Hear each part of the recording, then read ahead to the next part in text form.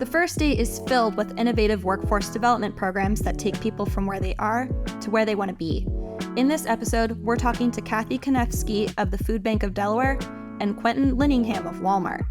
We'll learn how they're equipping people with the essential skills to embark on successful career paths, and how a little vision can change lives. Let's get started. Welcome to another episode of Conversations with Kelly, where we take a deep dive into important topics at the forefront of the business community. I'm Kelly Basil with the State Chamber of Commerce, and today is all about workforce training programs. With me, I have Quentin Liningham. Did I say that correctly? Liningham. Quentin Liningham. Yes. He is fleet facilitator at Walmart. And I also have with me Cathy Kanefsky. Did I pronounce that correct? Yes, you did. I got 1 out of 2. President and CEO at the Food Bank of Delaware. Thank you both for being here today. I'm really excited to talk with you both. Thanks for having us. Thanks for having us. Before we dive into this topic, we have a quick word from our sponsor. A new career opportunity is waiting for you in Delaware. The Delaware River and Bay Authority, DRBA, operates a robust transportation network of bridges, ferries, and airports in Delaware and South Jersey. The exciting opportunities may surprise you. Finance, maintenance, law enforcement, bridge and airport operations, and marine transportation. Learn more about all the opportunities at drba.net and find a connection that moves you. I just want to give you both a moment to introduce yourselves and let everyone know what you do. Quentin, I'll start with you.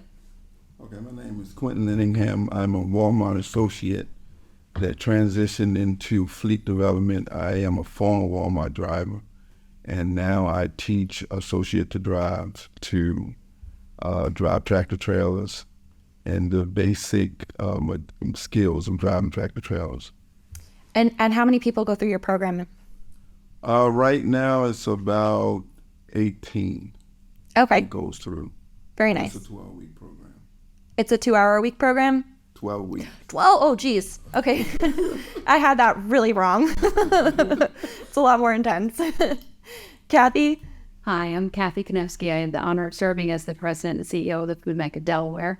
And I have a long career in nonprofit, which led me from starting with the March of Dimes back in the 90s, kind of one step at a time, very mission-driven, mission-connected organizations for me. And I'm at the Food Bank of Delaware. I feel like I'm hitting on all cylinders of everything that I've done throughout my career. It's kind of come to full fruition. We do a lot of work that's incredibly humbling. Obviously, we're a food bank. We distribute food. We give food to people that need it. But in the state of Delaware, we're also very much in the workforce development space as well. So we call it Food for Today and Food for Tomorrow. The Food for Tomorrow piece is workforce development in terms of logistics and operations and warehouse training. We do not do driver training, so that's a combination that we could talk about. But we also do culinary training. Mm-hmm. And we do culinary training and logic are both we consider it like a second chance, kind of an opportunity for people that have found themselves with their lives turned upside down for some reason or other. Some are coming out of prison, rehab, whatever that may be. And we just launched a program for culinary training for people with intellectual disabilities. We also do financial coaching. We do benefits outreach and lots of different ways to help people get back on their feet and towards a healthy life. Well, and I have the pleasure of being able to tour your facility. It's truly amazing. And we were even there this morning for a networking breakfast. We brought 70 people from the business community on site so that they could also see the work you're doing, which is very incredible. Thank you. So let's get into it. Workforce training. We always need it. Workforce development is always something that we have to pay attention to. It's always evolving as different demands from not only people but also the businesses. So we're always having to kind of take a look at our programs, make sure we're hitting the right spot. You're doing truck drivers. You're doing logistics and culinary. Mm-hmm. Why are those the needs that your organization's identified as something to fill a need? Wow, that's a tough question. Sorry. That one I'm on the There you go. on the list. One. Shoot. One top question. We're done. Well, I mean, I'll cue you up, Quentin. Specifically, I can tell you from the Chamber's perspective, especially during the pandemic, we heard a lot about logistics and the need for truck drivers, that there was a huge shortage out there. And I know the state of Delaware created a program to help with training, but it's really great to see a private-led program as well. How do you identify your people? Do they find you? Do you seek them out? No, so the Associate to Driver program is a program that Walmart offers as associates to complete a 12-week program in training, tractor-trailer driving training, to get their CDLs. And once they get their CDLs, they become a Walmart fleet driver. Okay. Yeah. So that's great that there's employment basically at the end of the training. Yes. And that probably makes it really attractive for people. Yes, we have a lot of interest in the Associate to Driver program. Can you share some stories of impact? Yes, I can give you one from yesterday. One of the Associate to Drivers, he went and took his test to get his license, and he succeeded. And when he came back to me, he was appreciative for what we had taught them at our Fleet Development Center. That's great.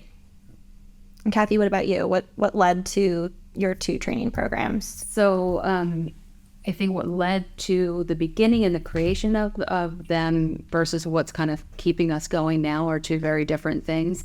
Obviously, what you said about workforce development and why it's been important in the state is my guess as to why we started with the original culinary program.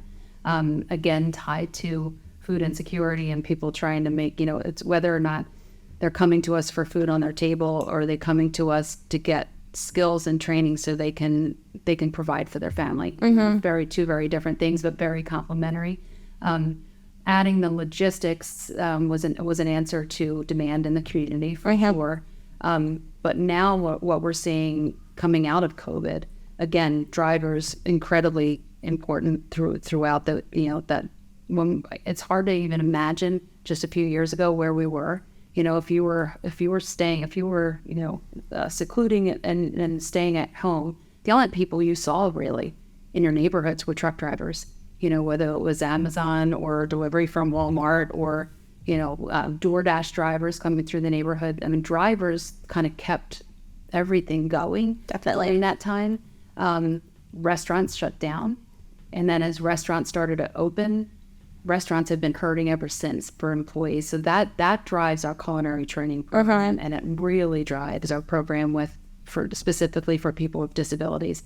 So when you're looking at like the purpose of the actual training, that's one thing, but for who we're training is a kind of almost priority over what we're training. So we know that people with disabilities are twice as likely to be food insecure as those who aren't. The employment rate for people with disabilities is just saddening and sickening. So to be able to provide skills for people to get that certification to then have a job, whether it's for people with disabilities or then for our traditional, leaving with the skills and then answering a need in our community in the restaurant industry. It all just makes a lot of sense. And it's all for us. Again, it's absolutely the skills, but it's tied into helping us figure out how to really end food insecurity and eradicate hunger in our world. Definitely. And being able to get people into good paying careers tremendously helps with a lot of that. And that can be said for both of your programs. Cathy, what is the employment rate coming out of their programs? Do they get immediately linked up with the job, or? Yeah, so each class is a little bit different, but I would say we're at about an 85 to 90% employment rate. That's part of our program. So our instructors are out there working in the community. Chef Tim Hunter is our executive chef. He is actually more days than not in our kitchen. He's out working with the restaurant. He's on the board of the Restaurant Association. He's making relationships with restaurants. And when we know that there's a student getting ready to graduate who hasn't quite gotten to that offer yet, he's calling the people he knows to make that happen. And we had one particular student who is will always be, for me, like wrap up our story in a big bow. He actually came to us for food. He and his wife had both lost their jobs. during COVID, and a friend of his said, go for food. And he came to the food bank and went to the wrong door. He came around the front of the building. And somebody said, oh, no, you've got to go around the back. And he looked down and he saw the flyer advertising our culinary training program. And he said, is this something I can apply for? I said, absolutely. So I've been in the role for 2.5 years. My first graduation of the culinary class, he was graduating, and we asked our graduates to say a few words, and he told that story. And I said, please tell me you went around the corner, and got food before you went home. He said, no, I didn't. And I said, why? He said, because I wanted to get home as fast as I could to sign up for this program and get in. So I'm standing there. He's graduated. He had a job already lined up, and he's been in that same employer for 2.5 years. That's amazing. This tells a story about, I don't need to go down the road of what some people feel, if people are, in their own mind wanting to judge. People aren't coming for free handouts. They're coming for a better way. Absolutely. Quentin, do you agree with that, with the people that go through your program? Oh, absolutely. Absolutely. When you take an associate that's coming from an hourly position and bring him into a position where he can make $110,000 a year, that's life-changing. It's life-changing. And these are some of the opportunities that Walmart offer their associates. As Sam Walton said, if you take care of the associate, then the associate will take care of the business and the customer. Definitely. So the opportunity is far and wide. Walmart also offers a Live Better You program where they pay for the tuition and books for the associates totally free. And it's offered to associates who would not have had the chance to complete and get a college degree. So Walmart takes care of that for the associates across the whole network, across the whole platform. How did you get to where you are leading the training? Well, actually, when I came to Walmart like most people, just looking for a job. Yeah. And I found a career. So, I love that. And one of the things, walking up to this massive distribution center. Yeah. It says, as a quote, our people make the difference. I didn't understand it then, but once I got into Walmart and understood their culture, respect for the individual, striving for excellence, service to the customer, and acting with integrity, it became full circle for me. So I began to just train new drivers that were coming in after about 2 years in. I began to train new drivers that was coming in and seeing that I was making an impact. And a lot of times what people don't understand is that you can be a leader without the title. And I felt that in Walmart, and Walmart nurtured that in me. That's a really great culture. Yeah. So after I did that for so many years, I joined the Walmart Road team. And I was given different tasks and duties in terms of corporate affairs, community affairs, and even around our distribution centers. And they kind of nurtured me a little more and kind of nudged me a little more to go in. And then the first associate to driver program was done right here in Dover, Delaware. Was it? Yes, and I was blessed to lead that first one. The Wow. first one was Dover, Delaware, in Texas. Wow. When was that? That was in December of 21. Okay, so this is a relatively new program. Yes, so I led the very first one I led. And are you personally helping stand this up in other areas of the country? No, that responsibility belongs to our director. Okay. His name is Fritz Kills. Around the country, we have 7 sites. Okay. That's all going at the same time. Very, very cool. And this question can be for both of you. Do you end up keeping in touch with the people that go through your programs? Yes. Some yes, some no. Some yes and yeah. Yeah, and I think a lot of it is up to the person whether they want to stay in touch. Part of our program, though, is actually tracking and keeping that data for at least a year or two, depending on the program. So we purposefully stay in touch. But we just had a graduation from our logic class last week, and it's one of the most beautiful things to see a group of people come in and not know each other and leave, and every single class, the words that they use are, love, family, the friendships that you see form in people that are just, for whatever reason that they came to us, something was going off, something was going wrong, in their lives. And to see them leave with that, I would say they stay in touch. But when we do have graduates come back and I get to see the instructors interact with them, that's just such a cool thing, because it's like, any other teaching, you want to see your students thrive, and when they come back to share that with you, it's just a golden opportunity to really see. I completely agree. Obviously, at the State Chamber, we don't run a workforce training program, but we do have an internship program, and we're a staff of 10. We're a tiny company, but 3 of our employees were interns first, and I think that says a lot about, how we're training up these people in college, but then also our culture, because they want to stay. You kind of mentioned some the backgrounds that people you're working with. There's a lot of barriers to entry in the workforce. Do your organizations help with that? And by barriers, I can list a couple of them. I'm sure there's far more, but a lot of times when people are trying to get training so that they can have a better career, there's childcare, there's transportation, there's all these other factors that are contributing to maybe them not being able to take that step into a training program. Do either of your organizations help address that? Or we do, and I will say that's probably one of the biggest worries about after the program ends for someone, because we provide transportation. The students come to us for free, so we have scholarships, we fundraise, we work with, DOL, and so somebody's coming, getting that education, and they're getting picked up and taken back, and then they graduate. And the transportation piece, I think, is probably the biggest worry and the biggest reason some people aren't successful after the program, followed with a close second by housing. Okay. So we've got quite a few students who come to us from Sojourner's Place. So when they're in the class, they are without a home. So nothing is a magical fix when they're done, except for the fact that hopefully they've got now some skills and a job that's going to help them get out of that space. But yeah.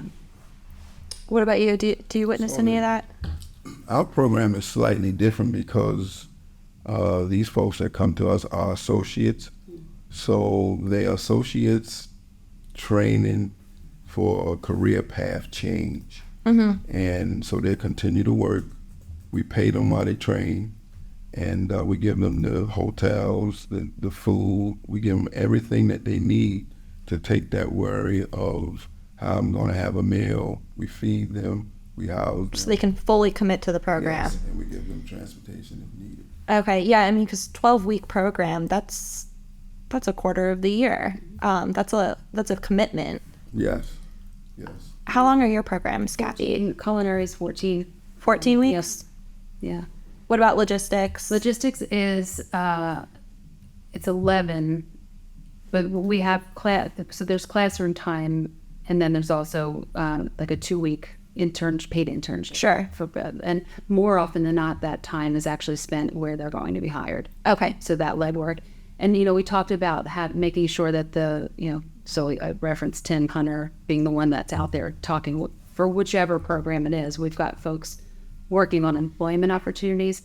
For the kitchen school, actually, we've been working a lot with Delaware Department of Education, because the restaurant industry, while that was kind of the impetus for the class, those hours might not be the best for someone with a disability, an intellectual disability that needs routine, needs daytime. So the school system has been fantastic because the cafeterias need. Oh. So we've got folks that are always looking at that end, but I would say as equally important are the people on the other side with the referrals for us. So, working so closely with DOL and DVR and people that are they come to all of our graduations now, and they sit there with us and they see what happens. So now they can go back and say, there's a program that I think you'd be perfect for. So now the people on either side it doesn't work. Yeah. Well, and that goes back kind of to my earlier comment, like when you're developing a workforce training program, there has to be so much creativity in it and a lot of people at the table, so that way you're making it holistic. Mm-hmm. And it sounds like, both of your programs were developed that way, which is really great. Right. So the 12 weeks is just at the Fleet Development Center. Yeah. When these associates, earn their license and they go on to their prospective distribution centers, it's up to an additional 6 weeks of training. Oh, so they're not even done after the test. No, with a focus on safety, courtesy, and pride. Safety is the number one thing around Walmart because we want drivers out there that's going to be safe to themselves first, safe to the motoring public. 90% of the people on the highway, they shop at Walmart, so they are our customers. I have my parents live in Ohio, so I do the back and forth on the Pennsylvania Turnpike. I go past lots of Walmart trucks. There's a lot of trucks on that whole route in general. But it's true though. You see that logo on the side of the car, and you do associate how that driver's doing with the business. So Did you say courtesy and pride, or the other two? Courtesy and pride. I love that. I love that. Courtesy. The safety is the safety to the driver himself first, his family, and to the motoring public, our customers. The courtesy is also a part of that, to be courteous to the motoring public. And pride is to be proud to be a Walmart driver and to wear that uniform and represent Walmart and represent that brand. So that's one of the biggest things with Walmart for us is safety. Safety and the customers and just doing the right thing and acting with integrity, doing the right thing when people are not watching. So that's great. Your whole program's built on values. Yes. It's really awesome. Before I transition to our next little segment, I do want to give you both a moment, if there's something that I didn't ask you about each of your programs that you'd like to share. You asked great questions, so I don't know about something you didn't ask, but I will say, and I myself coming to this work, I wondered if I'd be able to wrap my heart around it this way. I have twin sons who were born at 24 and a half weeks, so 32 years ago. So they started my life on a path that was very different than I thought it would be. They were both diagnosed with autism. So I started with the March Times. I worked for Autism Speaks nationally. I was and then at the Children's Hospital here. And when someone asked if I would even consider looking at this role at the food bank, I couldn't understand how that would even be relatable for me and what my whole life has been. And it so is because of one person that was able to say to me, "Tell me the day that you knew what tomorrow was going to bring with my kids." And for me, that did it. And I feel like there are so many people that are quick to say, "Not me." I think COVID hopefully took away a lot of the stigma because so many people needed help that had never before or never admitted it. But I think for every single one of us, there's always the chance that our lives are going to turn upside down and we're going to need help. And that's the kind of the overarching message for me, for people that need help, is please don't be ashamed that you need help. That's why we're here. And that's what we want to do, whatever that means for you. Thank you for sharing that. I guess what I want to add is that for those folks out there that know truck drivers that want a job driving for the safest fleet in America, Drive for Walmart is the website. I want to give the website, Drive for Walmart, 4, Walmart.com, and go on that site and look at the facilities that are hiring truck drivers. And if they're in Delaware, you get to work with Quentin. Yes. Yes, you get to come through the Fleet Development Center, because all roads with Walmart comes through Fleet Development. Last little piece of this little podcast, our Convo Connection. I want to give you both the opportunity to shout out a person, a company, someone in the community that you think just deserves a little kudos. Cathy, I'll let you go first. That's a tough one. Because there's a lot of people. There are. And seriously, I would say I'm going to kind of mention a group of people, and not by name. When I joined the food bank, they were coming out of the Food Bank of Delaware. Obviously, every food bank around the country was coming out of probably the hardest time they had ever experienced in these roles, and they had done it without a leader. So when I started, that was almost 2 years of just figuring things out without a president. And the leadership team was one of the selling points for me to join the organization. I was told time and time again, they're a well-oiled machine. When I joined them, not everyone is still here that was there. I'll just put it that way, because they were a well-oiled machine that did huddle through and get through.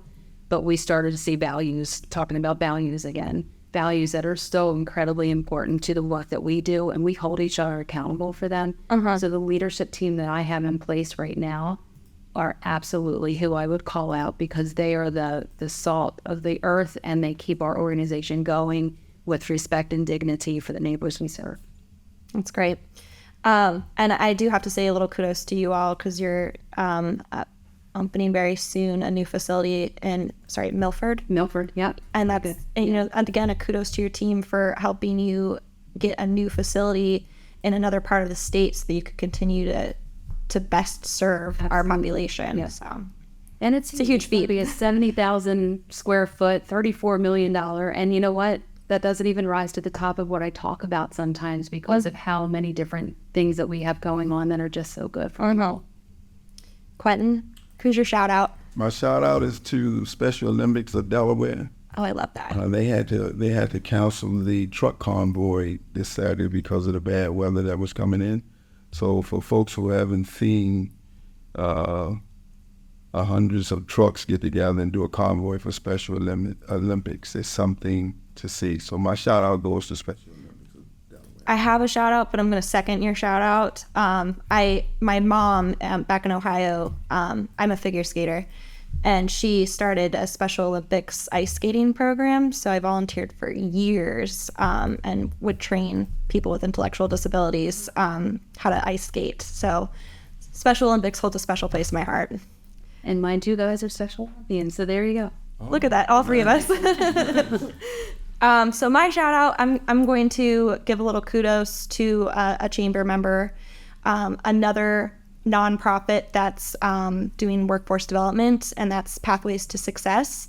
They prepare youth, adults, and their families for successful lives through mentoring and education, and they are doing really, really great work. So I just want to give them a little kudos. So before I let you both go, Quentin, if anyone wants to catch up with you after this podcast, how can they reach you? You can reach me by email. That's Quentin, Quentin, .Liningham, LININGHAM, @walmart.com. Great. And Cathy? Cathy Kanefsky. So CKAN as in Nancy, EF as in Frank, SKY at fbdfoodbankdelaware.org, or I'm on LinkedIn. Perfect. And if you want to catch up with me or anyone else at the State Chamber, visit our website at www.dscc.com. You can find all of our contact information there. Or we're on social media, Facebook, Twitter, LinkedIn, Instagram, YouTube, all the channels. We're always looking for ideas for future episodes, so we're all ears. Quentin, Cathy, thank you so much for joining me. Really enjoyed talking to you both. Pleasure. Thank you. Thank you. Thank you for joining us for another episode of Conversations with Kelly, brought to you by the Delaware State Chamber of Commerce. Our thanks as always to our production partners at Short Order Production House, a bowstring company. And before we sign off, please take a moment to subscribe, rate, and review wherever you're listening. I know podcast hosts say this all the time, but your support is invaluable, and it helps other listeners find us easily. I'm your host, Kelly Basil. We'll see you soon.